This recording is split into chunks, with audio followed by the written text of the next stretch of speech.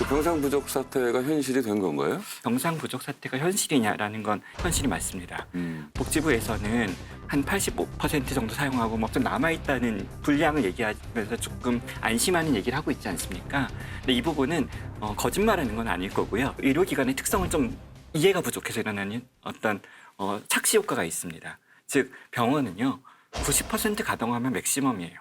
이제 뭐 호텔도 비슷하지 않을까요? 어쨌든 100% 가동되지 않아요. 네네. 갖고 있는 병실 중에는 뭐 누수가 되는 병실도 있고 뭐 지금 침대가 집기가 없는 병실도 있을 수 있는 것이고 그리고 고장난 어떤 걸 수리하고 있는 병실도 있죠. 이렇게 손상된 병실도 있고요.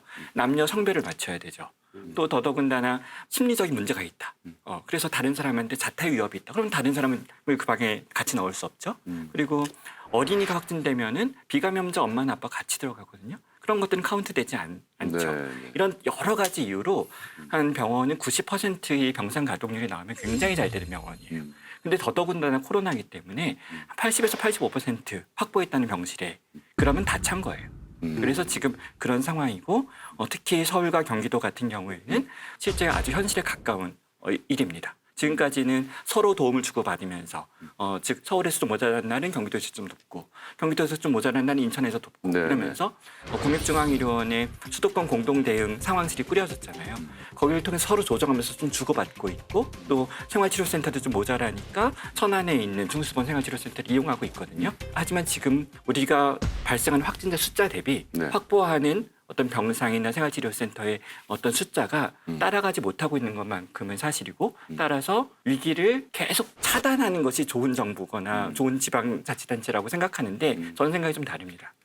위기가 있다면 그것을 인정하는 것도 바른 태도고 겸허하게 그리고 그러면서 그것들을 적절하게 시민 도민과 의사소통해내고 불안하지 않게 네. 그러면서 위기가 찾아온 위기를 잘 관리하는 것 즉 예를 들자면 대기자 발생할 수 있어요. 어제 저희 제작께서 긴급 기자회견하면서 그 얘기를 저랑 같이 상의하고 하셨거든요. 대기자 발생할 수 있다, 임박했다 이런 얘기했습니다. 하지만 경기도는 그 대기자들을 안전하게 잘 케어하겠다. 즉 번호 순서대로 뭐 선착순으로 병원에 배정하거나 힘 있는 사람들 배정해 청탁받아 배정 이런 게 아니라 정말로 그 사람이 갖고 있는 나이, 그 사람이 갖고 있는 기저질환 증상이 심한 정도 이런 것들을 가지고 우선순위를 잘 분류해서 네. 배정하겠다. 그래서 저희는 어제부터 그 상황들 대기자들을 안전하게 관리하기 위한 인력들을 차출하고 있고 준비하고 있습니다. 네. 궁금한 게 방금 위기를 솔직히 인정하는 게 중요하다고 그랬잖아요. 네. 위기를 인정하지 않는 그런 징후들도 있나요? 저희가 이런 마음이 비슷한 것 같아요. 비유를 하자면 아이가 엄마한테 혼날 일이 있어요. 그러면은 어떻게든 막아보려고 하다가 이를 키울 때가 있지 않습니까? 네, 네. 그러니까 즉 병실이 부족하다는 걸 그냥 있는 그대로 얘기하면 우리 시민 국민들이 혼란스러울 수 있어요. 그러니까 더 확보하고 얘기하려고 하는데 이게 어떤 오해가 좀 있냐면 바이러스가 얼마나 강한지 아직도 우리가 잘 모르는 부분이 있는 거예요. 이게 얼마나 강한 상대인지